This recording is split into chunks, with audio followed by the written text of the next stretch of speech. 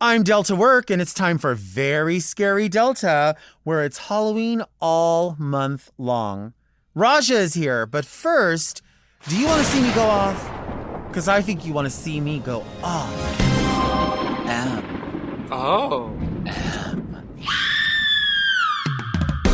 Are you a gulita like me? Do you want to suck blood like me? Do you wear a sexy nun costume just like me? Do you wear hypnotique at Halloween like me? Do you drink green jello shots like me? Do you love fun-size candy like me? Well, if you do, then you must be very scary, Delta. I'm Delta Work, and this is Very Scary Delta, a luxury public access podcast and YouTube talk show where I look gorgeous, speak extemporaneously, and invite fascinating people to sit on the couch and get very scary Delta. Very Scary Delta is for the woman who, this year for Halloween, will be dressed as Patty Hughes from TV's Damages. But first, let's get into some things that are very Delta. Ghoul off, Delta. Let's talk about waiting in line. I want to talk about waiting in line and all of the weird moving parts and all the trajectories that sort of change depending upon how long the line is, who's in the line, and who shows up in the line that was never there before. I always have so much anxiety when I'm in a line, say at Target or a grocery store, and someone comes up, maybe a person ahead of me or a few people ahead of me, and joins the line with maybe like a little arm shopping basket while someone else has a push basket. And they just stand there and kind of like somebody was holding a spot for them, but you never knew that. And part of me wants to like immediately jump in and be like, you're cutting the line. But at the same time, maybe I'm going to give them the benefit of the doubt and assume that they are having the same transaction together and this person just brought a few more things. But I've seen it happen time and time again where they end up being two completely separate transactions and that person just didn't want to have to get in line behind everybody else. And I just feel like it's like generally super fucked up, but it's such a gray area where you don't really know, like, do I say something? Am I blowing it out of proportion? I mean, it wouldn't be uncommon for me to blow it out of proportion, but like, I feel like you should speak up for yourself. The same way I have that same anxiety when someone says to me, oh, I forgot the celery. Can you hold my spot in line? And then they take off. And then you're like thinking, do I have to say to everyone that comes back in line, oh, there was a lady, she had to leave for celery. She'll be right back. I just wanted to let you know when she does come up, she's not cutting in line. Because then as soon as they come back in line, people will look at you like, oh, you let people cut? And you're like, no, before you got here, she was in line, but she just stepped out and it's not really disturbing the line. She's just coming back in because that little gap, that little space are closed up, but it has to open back up so she can be in there. And you feel like people are thinking, I feel like people are thinking, what a pushover. Why are you just letting some lady cut? And in my mind, they're not cutting because they were already in line and they haven't gotten to that point yet. But it brings me so much anxiety because I think, I don't know, it's just an item and it's not really changing how many transactions you're going to have to wait for. It's the same amount of transactions, whether you were or were not in line. But then suddenly, I don't know, am I a people pleaser? Like, is that why I'm so concerned about what those people think? It's something that just the anxiety that comes from this unspoken responsibility that, like, I don't know, this is a group project and I'm going to be in trouble for not speaking up about the whole situation. It seems like there should be a way around that, like a marker. You know, I don't fly on Southwest Airlines because has nothing to do with anything other than the service I experienced in the past, and that stays with me. But one of the things that I'm glad that I don't have to experience on that airline is the idea that you have to board and like pick your seat, right? So I am someone who does not like taking up more space than I have paid for. So if I feel like that's why I fly on JetBlue or I fly first class everywhere. That's just the way it is. If you're somebody who's watching this and you're like, oh, you must like first class. I don't like hogging up somebody else's fucking space. So if my arm is on the armrest, I feel like it's a shared space. If somebody thinks I'm spilling into their spot, well, then that's why that's why I purchased first class, because it's I don't need extra leg room. I need extra ass room. We've covered this. So I've been on Southwest Airlines and everyone says they have a wonderful, a policy, person of size policy or whatever. And their thing is you buy an additional seat and then they give you a little marker that you put in there. That's like, I'm not really sitting here, but it seems like I'm spilling into that seat. And then if nobody uses that seat, they refund your money. Sounds like a great policy. However, the problem with that is that when someone comes up and they say, oh, I'd like to sit there, you have to all of a sudden defend it and go, oh, actually, sorry, I'm so fat that I had to buy 2 seats and, but they're going to refund my money. So you technically could sit here, but I technically paid for it. So like I got to put a little marker that says reserved seat. So you have to answer for it. And I feel like that little marker is that same fucking anxiety. Like maybe we need something that goes in the middle of the aisle that says someone's using that so I don't have to say something. Someone's using that a shopping cart is empty, but it's going to be occupied by another shopping cart momentarily when the person comes back. The same thing with that person of size storyline or whatever. I don't want to have to hold up a marker and be like, oh, hi. Oh, sorry, I'm fat. Don't sit here, please. Oh, okay. And then have to have the flight attendant come over and go, oh, that person is a person of size. You're going to have to move because they technically paid for it. And then the person goes, well, why did you pay for it? I can sit here comfortably. And then you have to explain to them, well, I'm really sorry, but there's a person of size policy. And then it's up to the flight crew to come over and decide whether or not you are encroaching on someone else's space so legitimately that you'd have to possibly purchase. It's a whole thing. Okay. It's the anxiety that comes from, I'm a firm believer in taking up the space that you need.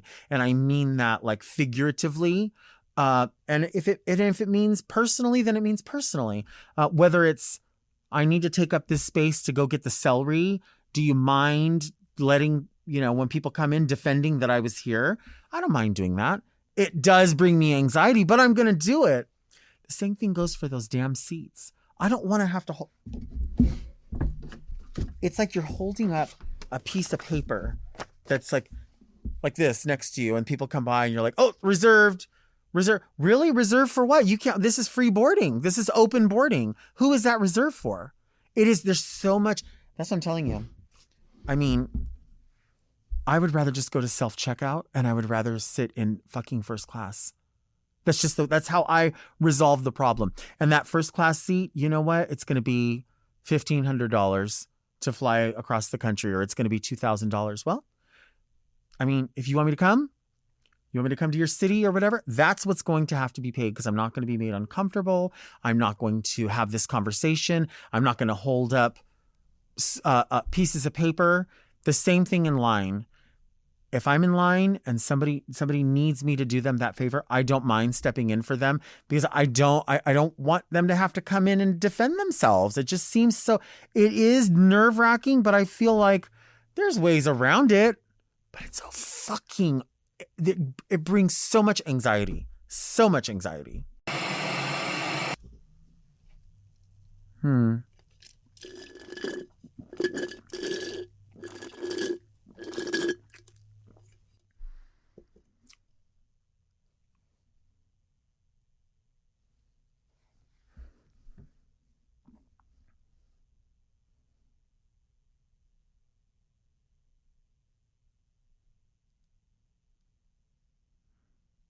Do you want to see me take a break? Because I think you want to see me take a break.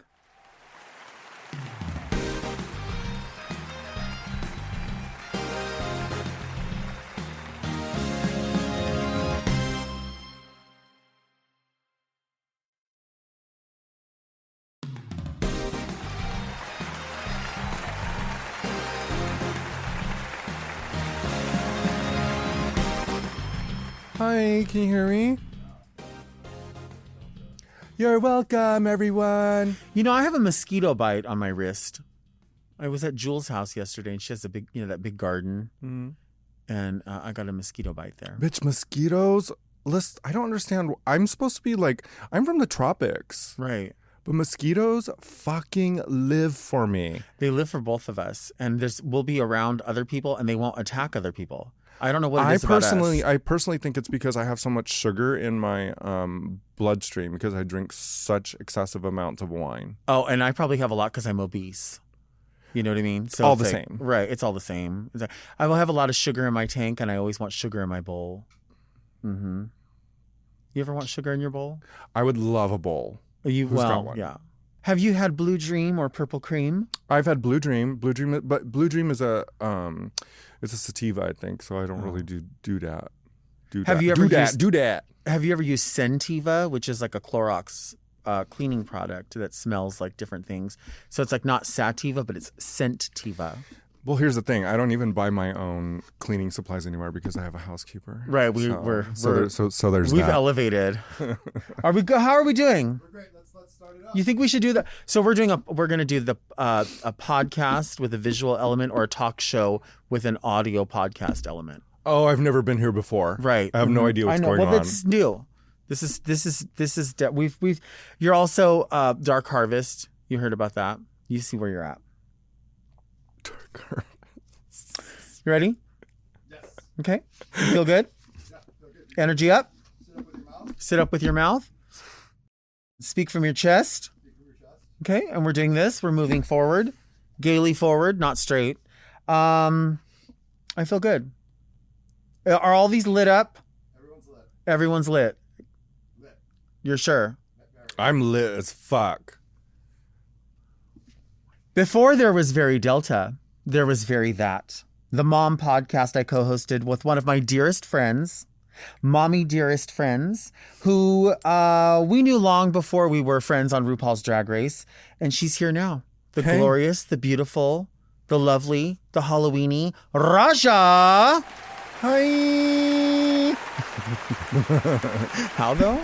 I think we should. There needs to be a new hi. There needs to be like a new drag greeting. Like hi is so tired now. Right. A lot of people lay claim to it. I personally think it was originally on China. Yeah. Mm-hmm. But other people do it as well. But what would be another one? Sup, faggot. Oh. Huh. Sup, my guy. Sup, big guy. Big homie. bud. What's up? You were on the 8th episode of Very Delta, which was still in sort of the infancy of like, it was a transitional time. We didn't know, like, you were traveling, you had just won Queen of the World, or what was the title? Queen of She Done Already Done fucking had hers. Right. Yeah. Which I don't think I get any credit for this, but I foreshadowed all of this on season 3 of RuPaul's Drag Race when they did like the little Scrabble-y thing or whatever, and you had to figure it out. And I said, she done already had hers. And a lot of the girls had never heard that phrase before, but that's a RuPaul, like RuPaul says that. Right. And it obviously comes from other places too. So I feel like I foreshadowed your win. Just saying. let's just ask RuPaul what she thinks. Right. Anything? Nothing. Silence. Yeah. Silence. NDA. Silence! NDA. I've made my decision. NDA. NDA. What do you think, Ru? Yeah, NDA. This is now episode 65 of the show. Yeah, honestly, like I went on a Very Delta marathon because first of all, I have told you numerous times I've told you how incredibly proud I am of you and the trajectory and magnitude of what this show has become, and I think it's so fucking cool. And when I did a marathon the other day where I watched multiple episodes in a row, and just in my peripheral as I was crafting and laying around, cleaning, smoking weed, doing whatever, it was on all day long. And I by happenstance, not looking for my episode on it, watched my episode, and my biggest regret of that episode was that I didn't show up in drag. But I'm also a very lazy queen, I was like trying to get away with it and just be like, but I'm non-binary. I think even though you are like such a visual person and people love seeing the visual of you because it's always a story, you know what I mean? There's always a lot of thought that goes into it. I think there are certain people and certain personalities that whether or not they are in like a really amplified drag, there's still always that personality, right? Right. But there are some people that we know that will it only turns on, quote unquote, for them, their confidence maybe, when they're fully done up in a female form or something like that. Yeah. I don't know why that is. Not I mean, me. everyone's quote Not unquote me. drag is different. It's the same fucking person. That's all what the I time, always say so, about like, both of us and a lot of people. Yeah. Shout out to your fucking prosthetics right now. Speaking of characters and like getting into character, this is incredible. I did this all myself. No, I didn't do any of this myself. My friend Edwin did this. Edwin is a makeup artist and does from beauty to prosthetic to everything. Yeah. And so Edwin did all of this. This is my dream. You know, it's my favorite episode of Twilight Zone. Yeah. Which is hard to narrow down because we like grew up with Twilight Zone marathon. Yes. So we know a lot of the episodes, and I don't know if you have any specific favorite things to remember from Twilight Zone, but this was definitely one of them because I mean, as a kid, it scared the shit out of me. There was also Talking Tina that like freaked me out. Quite a few. Maybe those two are the top two that I remember the most. But the pig-faced alien people. Yeah. I loved aliens, right? Or it was like another. The idea was that beauty is in the eye of the beholder. Right. So that's the name of the episode, is Eye of the Beholder. Okay. So if enough people believe that looking like this is normal, then the idea is not looking like this is abnormal. Such a good like classic. You know what else is a good one? After Hours, which is about mannequins that come to life one day out of the year. And they get to like go around and do stuff and live in a department store. And then at the end they have to like go away and another one gets to come out. Yeah. Yes. That's a super good one. This time of year is like, you know, I feel like Halloween is if you like Halloween and it's in your heart, it's all year round. Yeah. And that's always been us in different ways because, you know, it could be in a purse or it could be in a full piece of art. Right? I mean, you're such an artist. Are there things that stick out for you that you keep all year round that are Halloween related? Well, I remember like being, I came to the U.S. in 1984 and I was about 9 years old. And before that in Indonesia, we didn't have Halloween. So as soon as I came back to the States, getting to experience Halloween was fucking rad. And my very first costume that I wore were those plastic ones that just had a front and a back, and then you got like the generic mask that went over it. My very first American, or Halloween in America, I wore one of those plastic costumes, and I went to school on Halloween as Garfield. Oh my God. Even the simplest of that costume, you know, front and back, just kind of, you just slip the whole thing on, was so exciting to me that I got to wear a costume. So that to me is one of my greatest memories.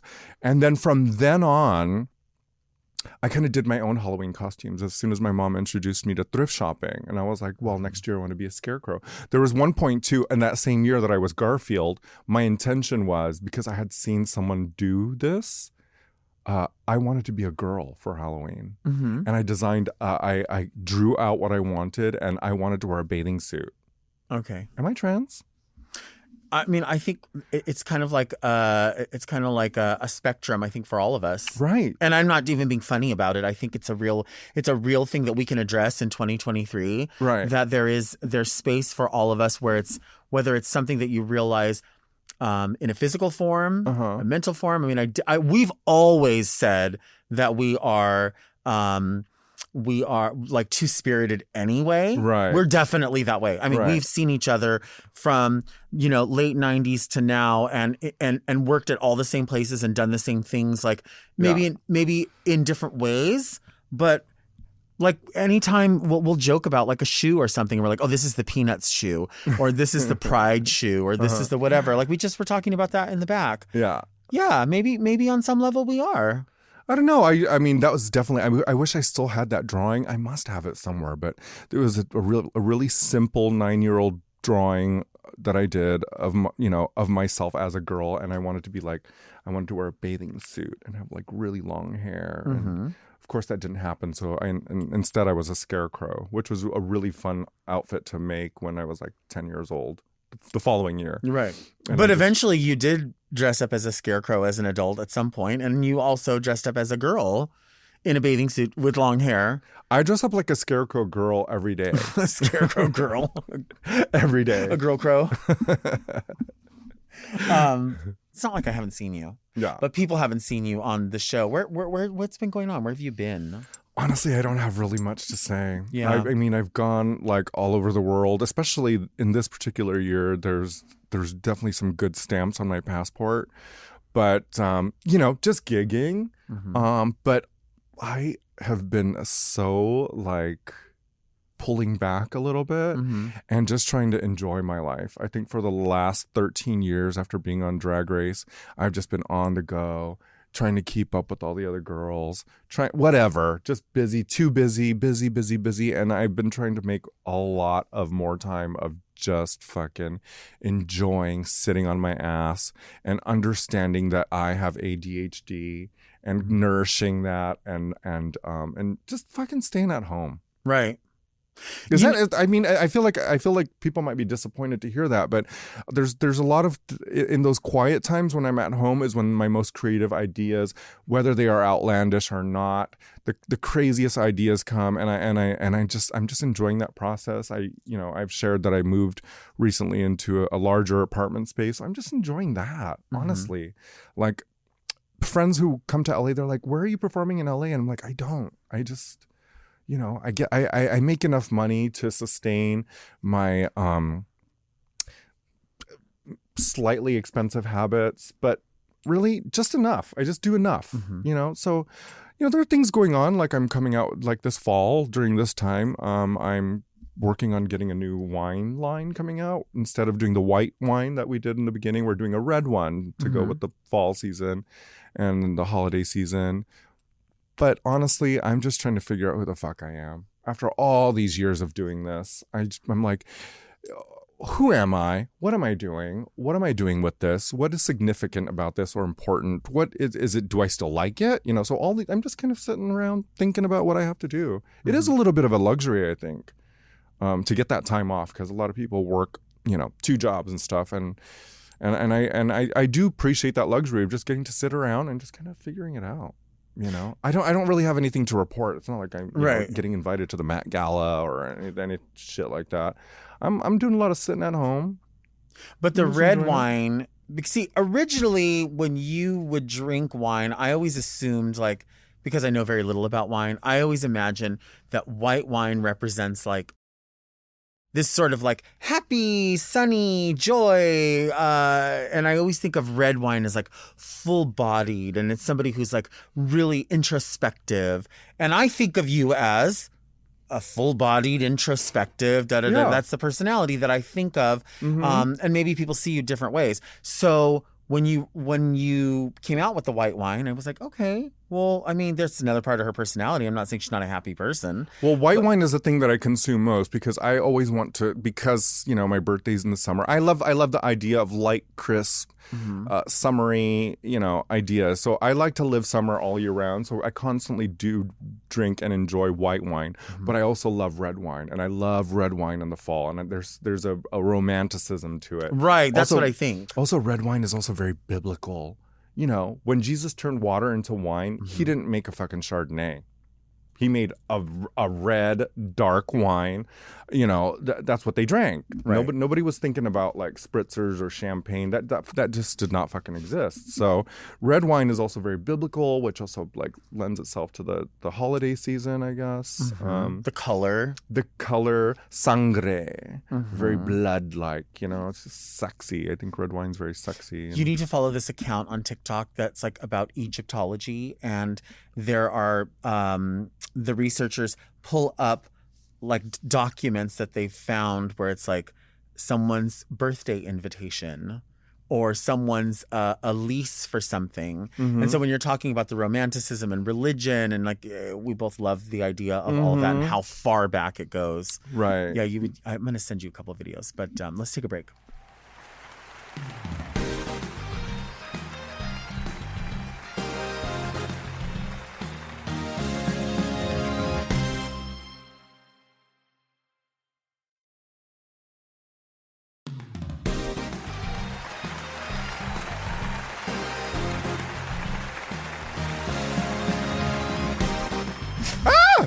Oh my God. I have a heart condition. Please. Oh my God. Stop. Heart condition. Oh my God. That is amazing. I cannot believe you guys said Orville Peck. But when it pops back up, we have to like put that to. Please make welcome for Halloween Orville Peck And RuPaul. and RuPaul. Oh my God.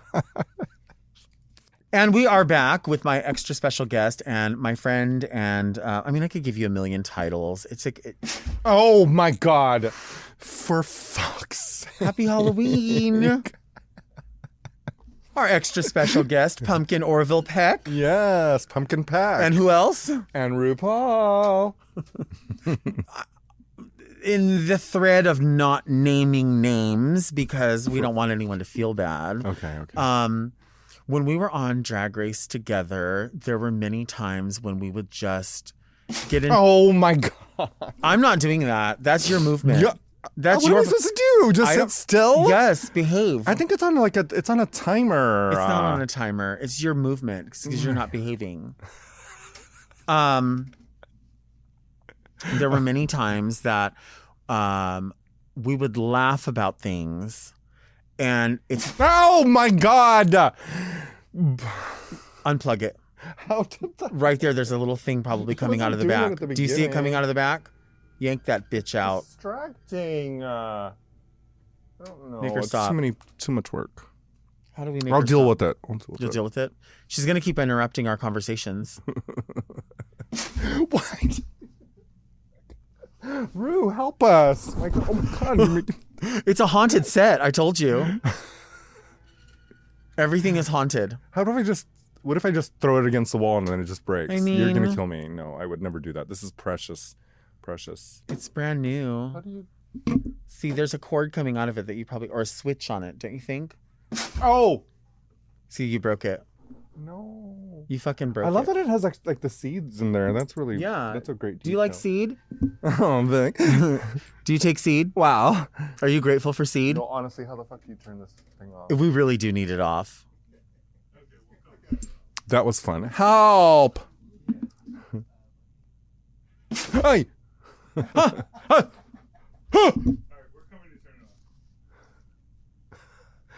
Pumpkin Peck is really out of hand today. Pumpkin Peck. She is. She needs to quit it. Not wanting to name names or anything, so we're not naming the pumpkins and who they look like and who's trying to make a comeback. But when we were on Drag Race, some of my best experiences were laughing uncontrollably, because that's my favorite feeling. Right. You know, an orgasm could be a favorite feeling. Some people, for being sad is a great feeling for them. I don't know why. Maybe I like feeling sad. you do. Yeah. But I love uncontrollable laughter where no matter how hard you try, you cannot stop laughing. Yeah. And there was a moment where they were like, look, you know, we were behind those, whatever those cardboard doors are that are supposed to look real, and they swing open and they have someone pulling it shut. And they were like, you guys have to come on. You really have to be serious. And we were like, we're trying our best. And I think like you're that person where when people say, when you go to an event, who is somebody that you can't sit by? Like, and I have to sit by you, but at the same time, I probably shouldn't. Yeah. Because everything will be ridiculous. And no matter how old we get and no matter how many experiences we have, we're always 13 about what's funny. Yeah, and it's like when you get caught laughing in church and you can't stop. You know, it's that all the time, and I live for that. But do you remember there was a we don't have to say her name, a person's name. It wasn't anybody on Drag Race, by the way. Oh, It was a person that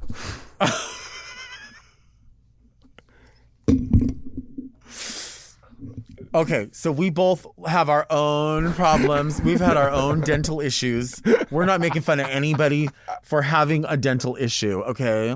My teeth are wooden. She'll tell you her own stories about her own teeth. But there was just this person that was really doing the most. You know when somebody is like, they think they're the manager of everything and the director and they know the adjacencies and they know fucking everything.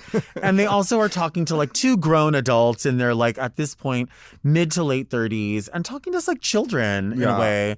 And we were like, knock it off. And this person just had The snaggletooth of life. Like, I mean to tell you, and I'm not fucking with your... Well, you're saying tooth like it's a singular thing. Right. It was plural. Right. Yeah, there was it was toofs. issues. It was like toofs. when this thing popped open, it was like that. And so we started joking about like we would like put our finger like here and be like, oh my gosh, hey, I wanted to talk to you for a minute.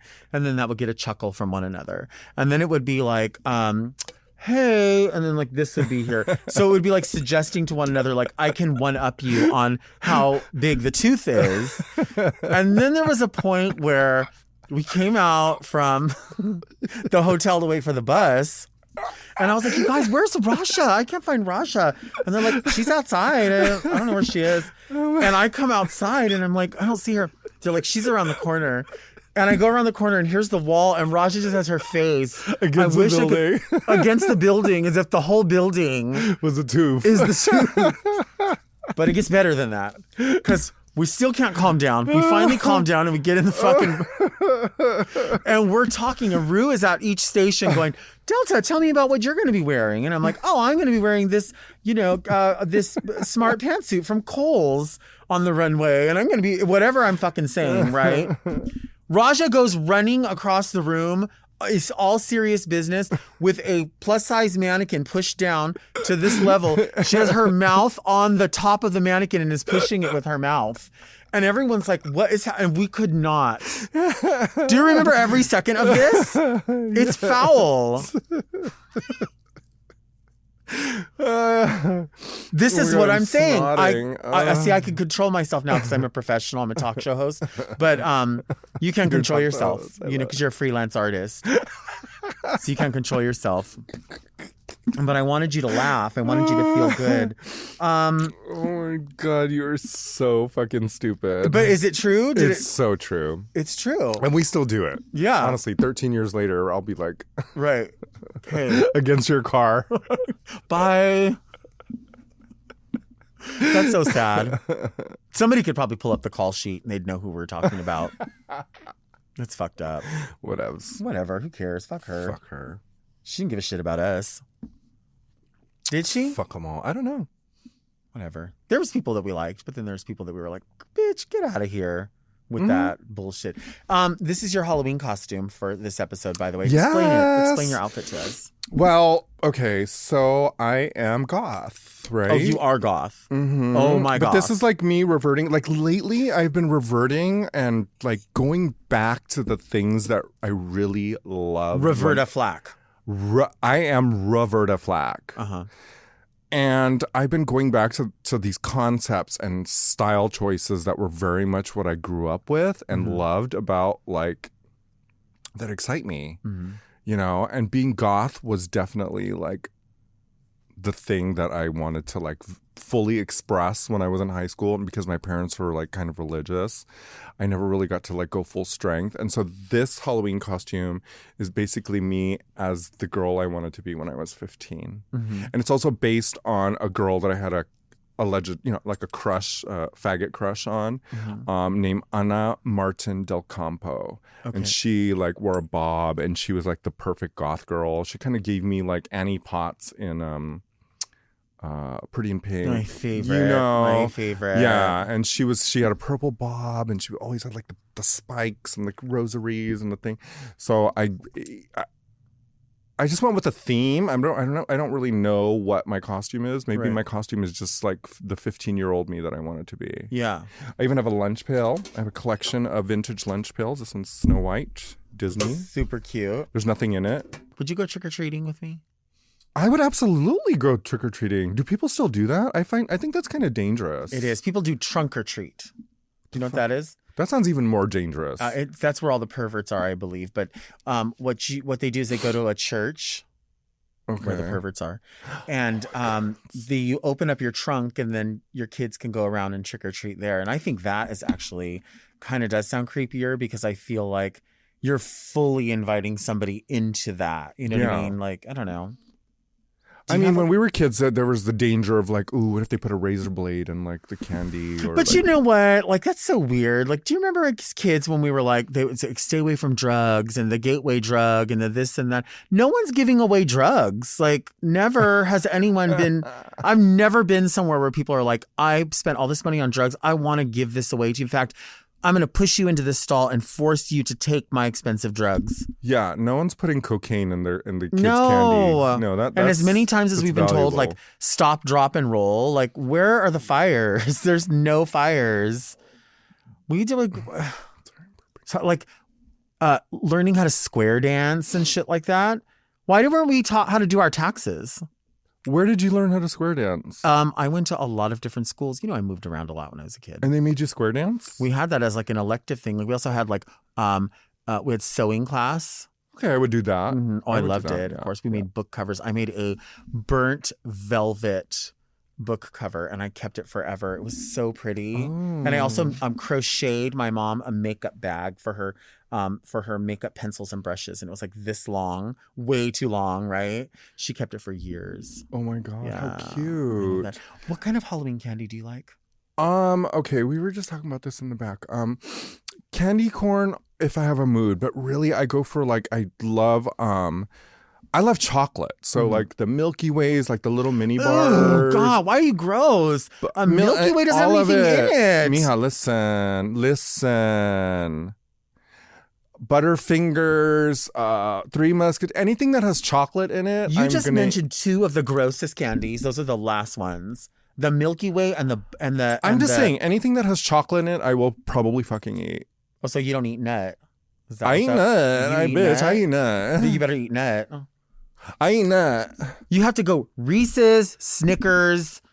I don't have any particular order, but you know, okay. So my immediately, if there was like a pile of chocolate candies, that's what I'm talking about. If I had a pile of chocolate candies, it would be Twix, Kit Kat, right? That's my first. I love those. But then everything else is just fine too. It would go Twix, Kit Kat, Butterfinger, then the other ones that you hate. You are such an anomaly. I've known you for so long, and every day I have new questions about What do you mean? why you operate the way that you do. I don't know. I just know you to be somebody who, like, maybe I shouldn't be surprised because I know you will, like, and this is no offense. This is like this is an attribute to your personality.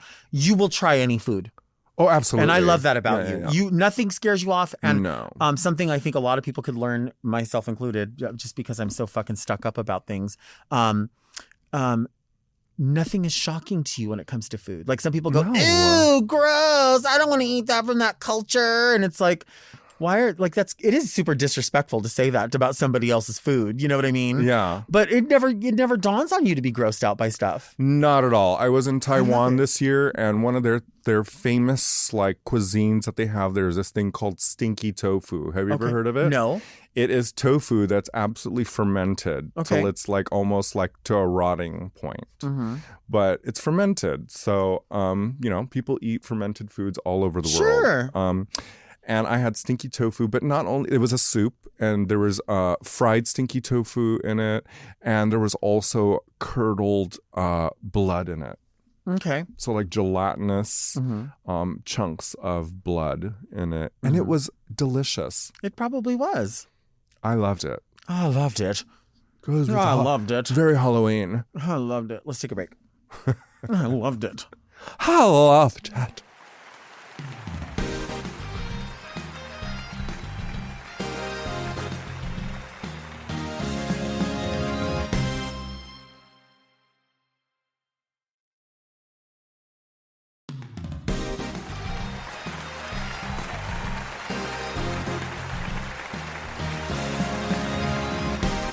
Energy up.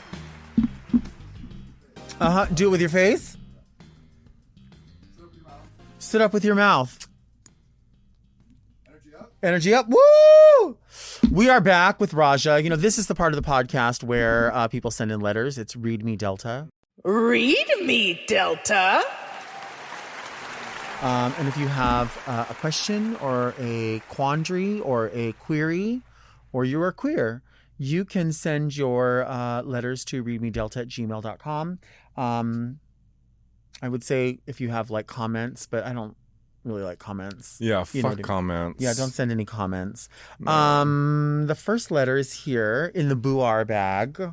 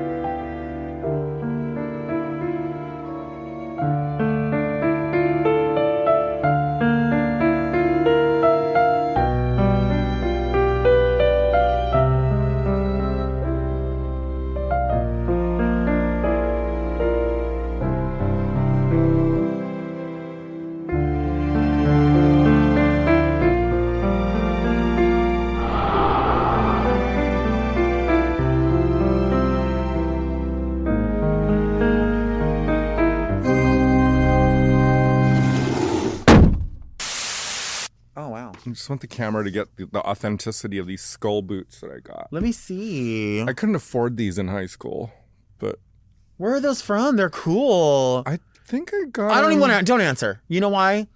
Because we have spent our lives with so many people gatekeeping where we can get shit. Mm-hmm. I think some of the shit that you have, you could gatekeep. I'm not even going to gatekeep this because I don't even think the store exists anymore. But I got these at Trash and Vaudeville in New York City, which is now gone. okay. So no gatekeeping. I think there's a location somewhere, but anyway. I don't like to gatekeep, but sometimes when I think like I want to have my moment with something that I bought, then I'm like, let me get some use out of it. And then when people ask, I'll tell them. Doesn't happen often, but you know. Yeah. Dear Delta and Sassy Friend, Ooh. what do you think are the top 3 best salad dressings for Halloween? Ooh. Okay. Rank them in order. Okay. Thank you for everything. Mistress Blundhaven. Mistress Blundhaven? Blendhaven? Blundhaven wants to know what our best salad dressings are for the fall. Okay. Salad dressings for the fall. I think it depends on what kind of salad you're having in the fall. Right. I think of like I think of the fall for Halloween. For Halloween. Right. Okay. But if Halloween's in the fall. It's in the fall, but like for the fall, I think of like more like classic American hearty salads, like pasta salads maybe, or is that summer? Is that summer? It could be fall. Maybe like a roasted vegetable that's kind of I like that. cooled off, you know what I'm saying? Like something that has a char but still cold as a salad. But the dressing might have to be as simple as like a balsamic. Balsamic, right? Okay. Again, like that whole like red wine fermenty. But I'm straight up blue cheese all the time. All the time. I will dip French fries. I will dip I just love pungent cheesy dressing over a salad of any form. You ever go to Lucille's Barbecue? It's a chain restaurant of like Southern barbecue offerings. Is it here in California? Yeah, there's a few around. I go to one in Long Beach Town Center, and what I love about their blue cheese dressing is when they bring the dressing out. You know, sometimes if somebody at the table gets ranch and someone gets blue cheese, they'll get confused, right? Because they kind of look similar, so you have to smell them. What they do is they bring them out in the same sort of container, but they take the extra time to get blue cheese crumbles from the wedge salad area and sprinkle them on top of the dressing so you can visually tell that there's not just that, but they're also mixed in. I know. I watched an episode where you really like shamed the wedge and you were so against it and like almost violent. And I want to tell you right to your face right now, I disagree. I don't remember. Do I dislike the wedge? You were like, what is the point? Fucking hate it. Why don't they there's too much work that goes in. Why would you? Yeah, come on. But I mean, like, what's so hard about just picking up a wedge of lettuce and dipping it? Because that's how I eat it. I just fucking pick it up with my hand. Well, you're from a cave, first of all. Well, I use my feet too, because Right. my feet can grip things. So Right. You've made tamales with me and you tried to mix the meat in the bathtub. So I get it. again, shaming. I don't do that. It's the shaming. I don't do that.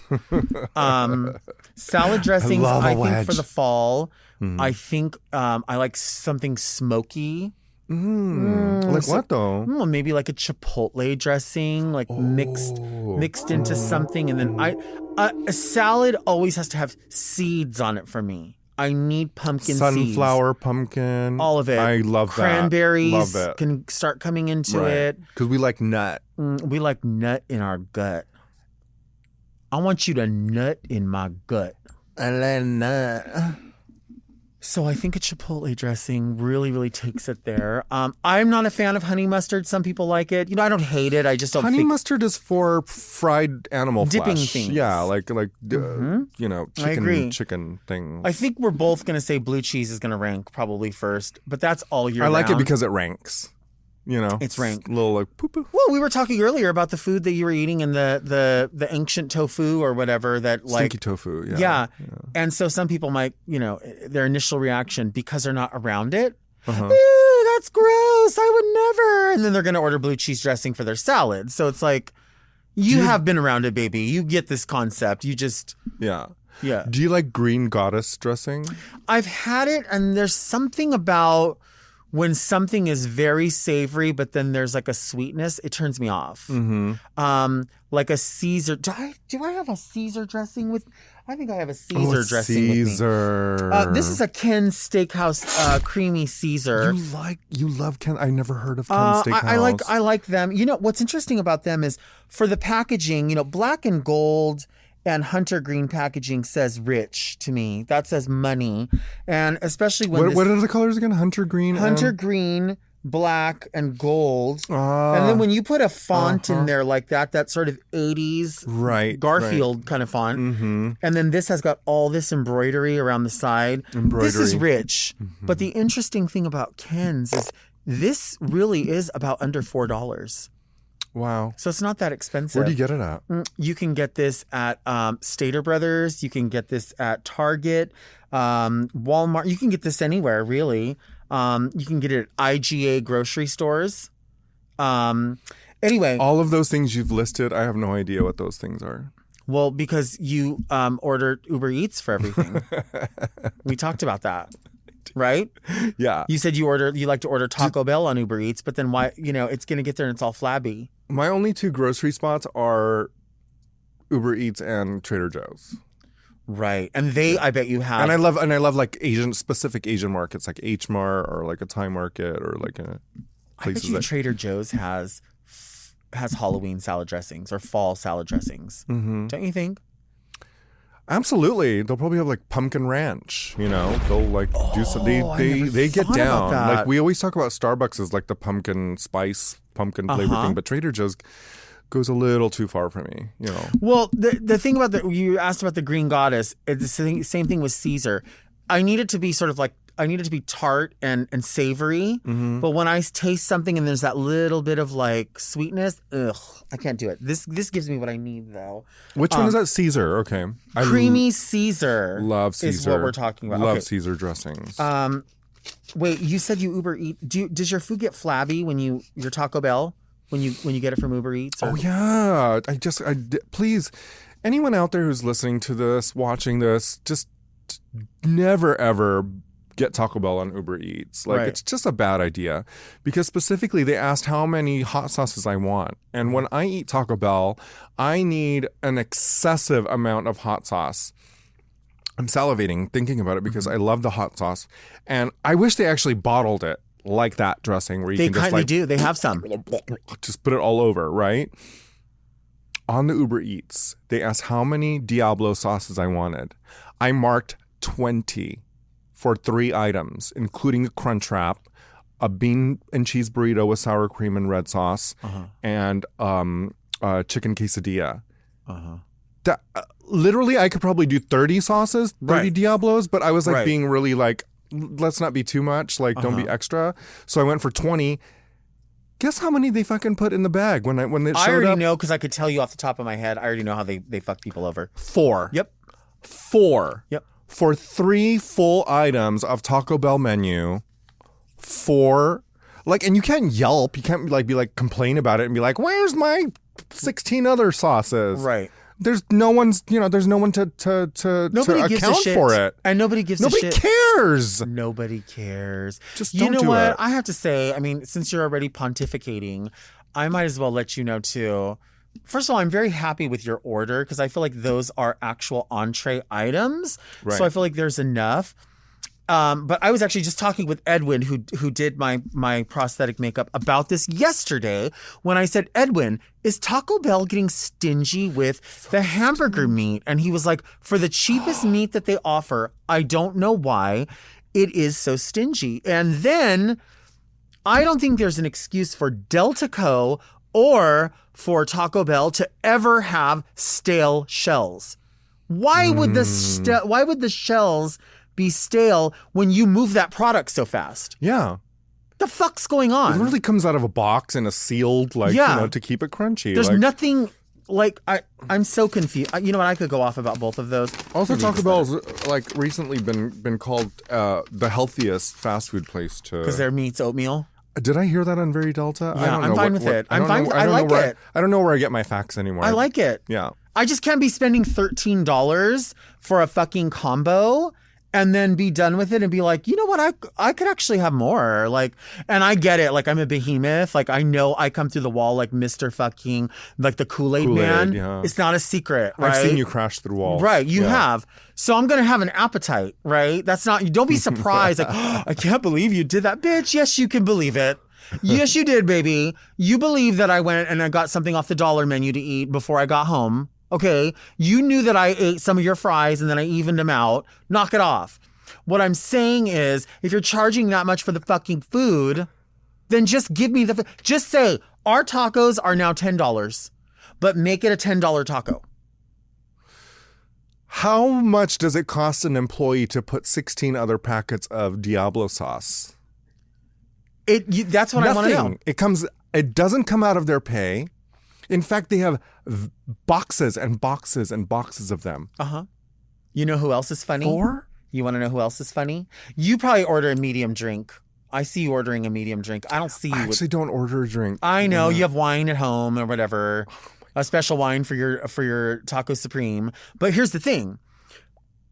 Carl's Jr. has always charged, at least the past 5 years or whatever, $3.39 for their large drink. A large drink, people usually say is a 44 ounce. The cup is 40 ounces. A medium drink is 32 ounces.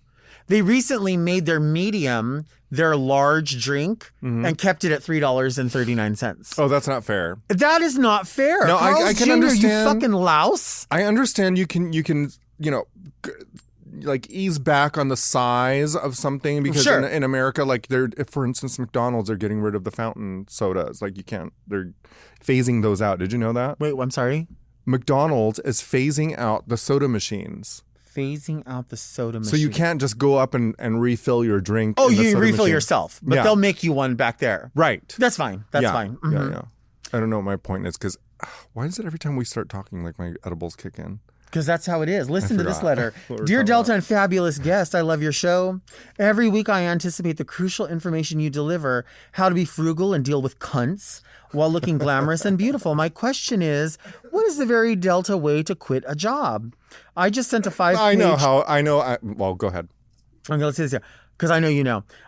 I just sent a 5-page quitting letter to my bosses detailing all the ways I have felt disgusted and disrespected after only a month of employment. Mm-hmm. These fools are running a chaotic and nasty cafe that will definitely go out of business within 6 months. Mm-hmm.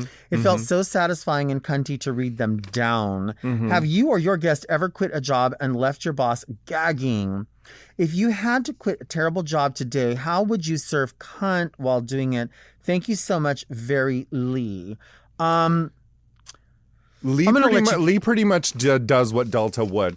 But first of all, Delta would, if you want to be very Delta, like the actual Delta work, first of all, you would just straight up walk off. Yeah. First, you would just walk off. Be like, done. had enough. I don't have to explain shit to you. But when it's time, if they ask you, Right. and they're like, what happened? You would do exactly what Lee did. Yeah. You'd be like, you want to hear what I have to say? Yeah. I'm going to tell you. I'm going to list it in the most articulate, fucking pointed way so you never have to ask that question to me again. Why? I'm going to tell you why. Clearly.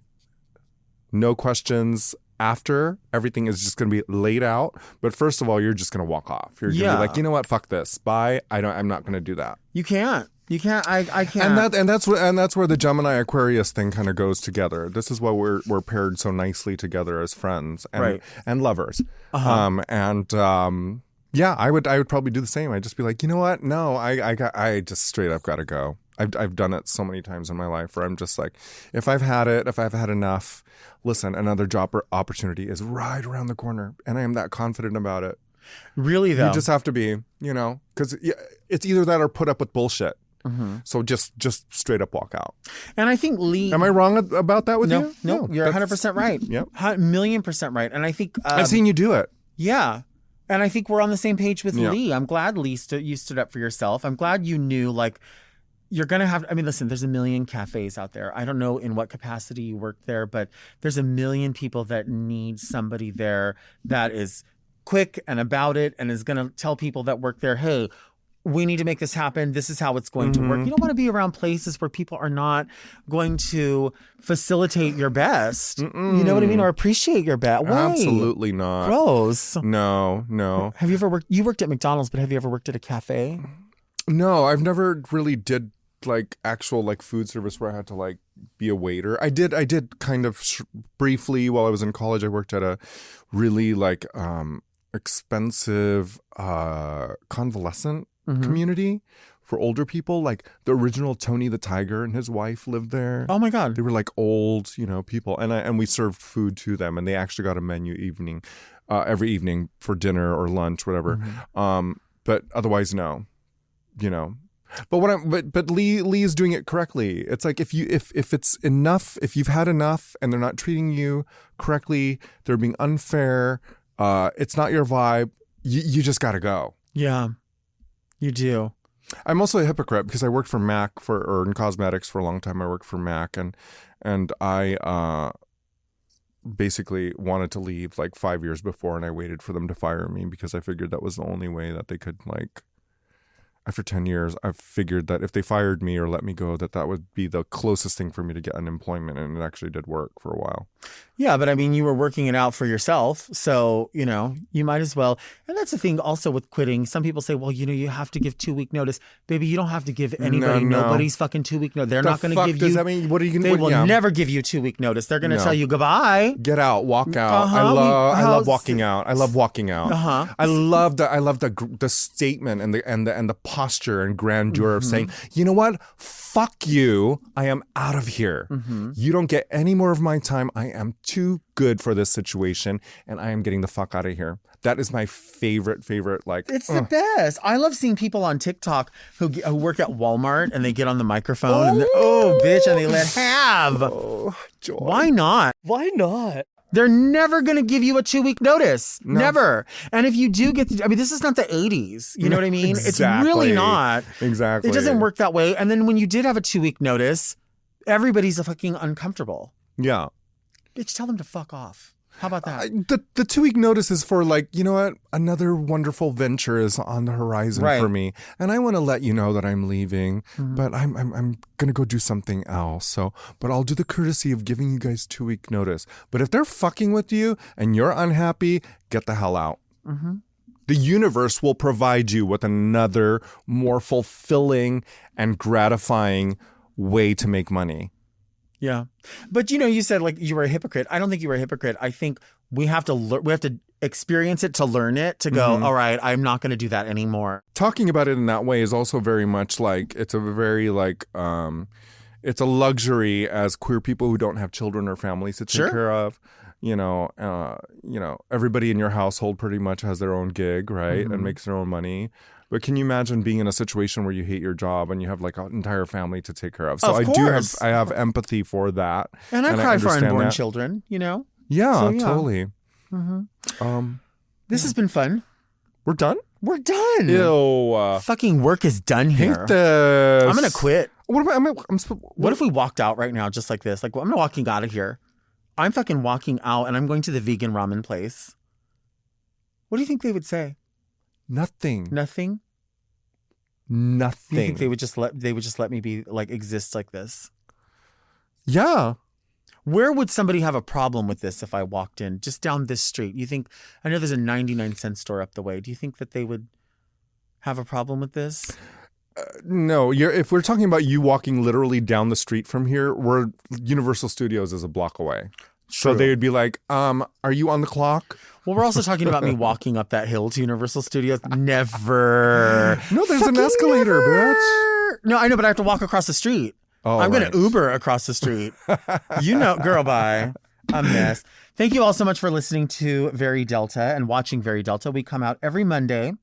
Please subscribe to Mom Podcast right here on the Mom Podcast YouTube channel so you don't miss an episode. Search for Very Delta on your favorite podcast apps and subscribe to Mom Plus of your choice for even more Very Delta. You can send all your questions to readmedelta@gmail.com, and you can follow me on Instagram @DeltaWork, and people can, of course, find you on my Instagram, mostly, where I spend a lot of time, my phone tells me. Sometimes about 7 to 8 hours a day. My phone actually tells me that. It does. It's like you've spent a third of your day here, but I'm like, Yeah. the other 2/3 I'm asleep. Yeah. So like, I mean, what do you want me to do? Like, Totally. You can find me on Instagram. yeah, That's really it. I'm not on X, Twitter, whatever the fuck it's called. And, don't be disappointed when you come to my Instagram and I don't post often. really? I don't. When do I post, Delta? Like once a month?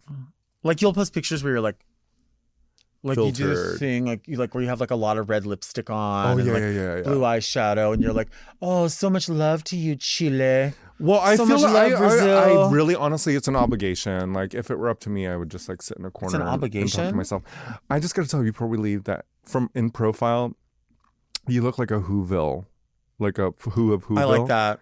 but like kind of like the tweaker in Whoville. No, I look like Psychedella. This is my Psychedella. Well, that's what I look. meant. The tweaker of Whoville. That's who I'm going to be at La Cage. Psychedella. You can also follow the show on Instagram and TikTok @VeryDelta, because if you're not, you're really only getting half the Delta. Join me next week right here. And until then, keep things very Delta. Yeah. This episode of Very Delta was brought to you by Orange Diamond, the official emoji of the Very Delta show. To listen to Very Delta one day early and ad-free, sign up for Mom Plus at mompodcasts.plus. Very Delta is produced by Moguls of Media, a.k.a. Mom. Hosted by Delta Work and produced by Mark Jacobs. Engineered by Margot Padilla and editing by Doug Robertson. Executive produced by Willem Belli, Alaska Thunderfuck, Big Dipper, and Joe Cilio.